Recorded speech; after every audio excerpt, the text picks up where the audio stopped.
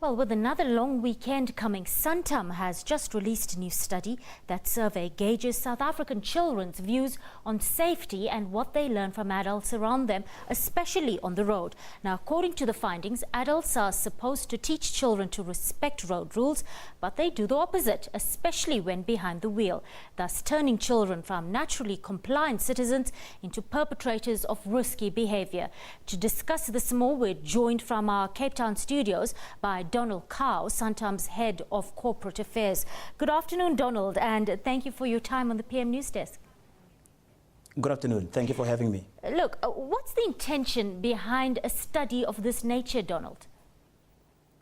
We have been engaging with consumers in general and policyholders, specifically on highlighting through various examples and surveys that we have done, the sort of behaviors where the consumer out there is in a position to make small changes in their behavior to lead a lot more safer lives. Donald, what are some of the critical findings of your research? It's really noting, and it's important to note this, children do wish that their parents would take fewer risks. What they're observing is, in as much as parents are in a position to impart a lot of rules onto them, the parents' attitudes and actions inevitably go against everything that they have been taught. And this can cause a degree of anxiety amongst children watching parents sort of break the rules. And in fact, they may then model their behavior as time goes on those attitudes that they observe. Donald, just give us some examples of the irresponsible or risky behavior we are seeing from parents and adults on the road right now. What you may then observe is, as a child is sitting in the back watching a parent going over the speed limit, going over a traffic light, or being aggressive with another driver alongside them.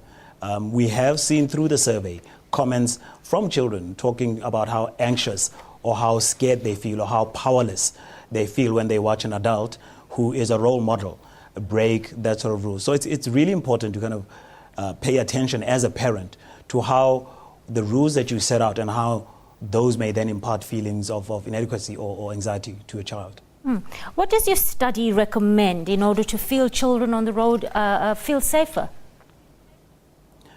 Essentially, it's really about creating awareness as to the sort of attitudes that we pass on to kids. It's really about creating that level of awareness amongst parents. What is really good about the survey is that parents are taking a lot of time to teach kids an overwhelming number of safety rules and issues. So clearly there is a concern that children need to kind of have a sense of what's right and wrong.